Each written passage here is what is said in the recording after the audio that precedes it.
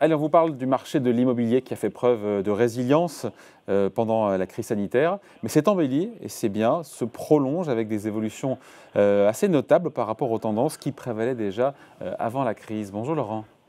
Bonjour David. Laurent Saillard, journaliste au magazine Le Revenu. Alors ce phénomène, il est ponctuel ou est-ce qu'il est durable?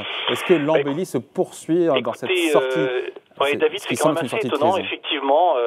effectivement, à l'été 2021, eh bien, cette résilience du marché immobilier, elle se confirme. Alors, je vous dirais peut-être quand même tout de suite deux exceptions, c'est Paris et Bordeaux, on en parlera.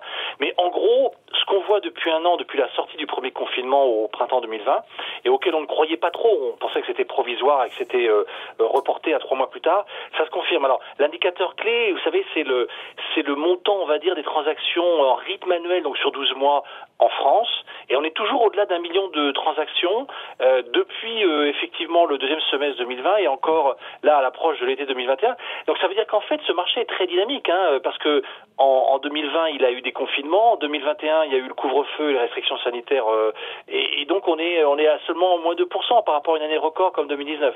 Donc c'est une vraie résistance, mais il y a des choses qui ont changé dans les comportements effectivement sur le marché.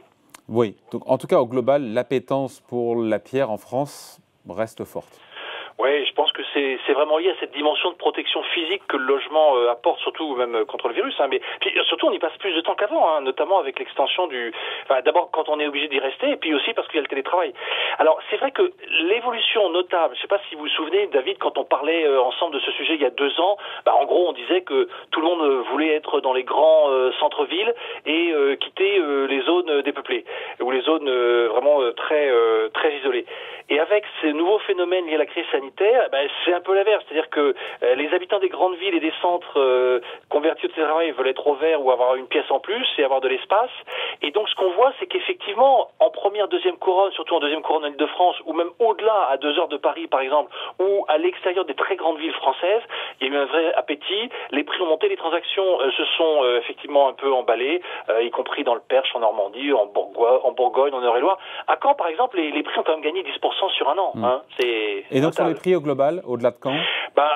C'est vrai que sur les prix, voilà, tout le monde cherche de l'espace en plus, un jardin, une terrasse, et donc. Alors sur les prix, c'est là où en fait le marché maintenant il est un peu à deux vitesses et il est contrasté. Parce que du coup, à Paris, et même maintenant on le voit à Bordeaux, les transactions baissent et le prix moyen il continue à baisser. Juste pour donner un indicateur, en fin 2019, on disait on va atteindre les 11 000 euros de prix moyen au mètre carré à Paris. Finalement on l'a jamais atteint et depuis il n'arrête pas de baisser. Donc on est passé de 10 850 fin 2020 à maintenant à peu près 10 300. Alors évidemment c'est toujours beaucoup, puis c'est un recul encore faible. Mais enfin quand même, ça se traduit aussi avec un recul des transactions légèrement compensé, en tout cas dans l'Île-de-France, c'est pour ça qu'on le voit moins, par l'effet achat de maison en grande couronne. Voilà. Mais en fait, il y a une disparité effectivement maintenant entre Paris-Centre, Paris Intramuros et on va dire la grande couronne. Ouais. Et disparité aussi au sein des régions, j'imagine. Oui, parce qu'en fait maintenant c'est la province qui tire le marché, quoi. C'est-à-dire que c'est plus Paris ou l'Île-de-France.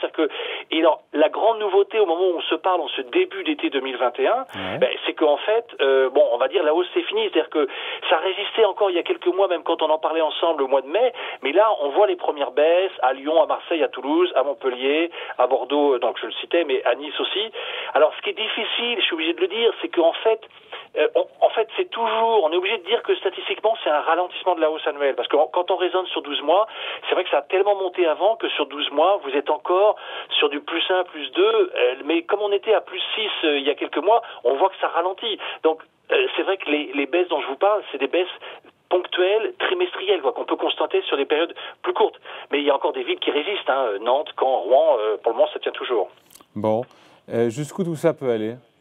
Moi, je pense que David, quand même, que là, on aborde enfin cette baisse des prix dont je vous parle depuis effectivement plusieurs trimestres et qui devrait finir par arriver, simplement parce que l'offre en fait se raréfie. C'est-à-dire que actuellement, il y a des tensions parce que si vous voulez, quand vous avez 4 jeunes ménages qui en grande couronne veulent acheter une maison et il n'y a qu'une seule maison à vendre et donc ils l'achètent au prix, et à la 3e fois quand ils ont loupé la maison qu'ils voulaient acheter, ils achètent au prix, c'est ça qui crée cette tension.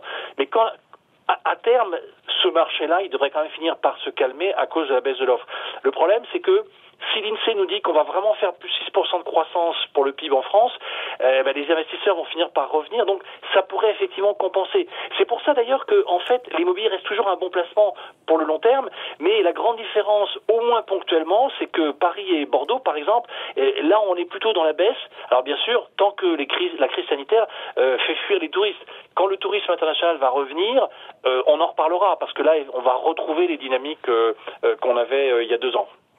En tout cas, l'embellie se poursuit, c'est ce qu'on voit en sortie de crise. En tout cas, dans les chiffres et statistiquement, on la constate sur des rythmes annuels. Et simplement, je pense que là, dans les mois qui viennent, cet effet statistique, cet effet de base, il va légèrement s'effacer. Et les premières baisses qu'on constate effectivement dans les grandes villes, notamment de province ou à Paris, on va les sentir. Et donc, le marché va se calmer. Et puis bon, je veux dire, les conditions de crédit vont finir aussi normalement par se limiter. On dit ça à chaque fois. Oui, alors chaque fois, pour le moment, c'est pas le cas. Donc, tant qu'on est toujours dans le quoi qu'il en coûte, donc effectivement, il y a des tas de mesures de soutien qui favorisent cette embellie. Allez, merci beaucoup, Laurent, pour ce point donc sur le marché immobilier résidentiel. Laurent Saillard, journaliste au magazine Le Revenu. Salut. Merci, David. Au revoir.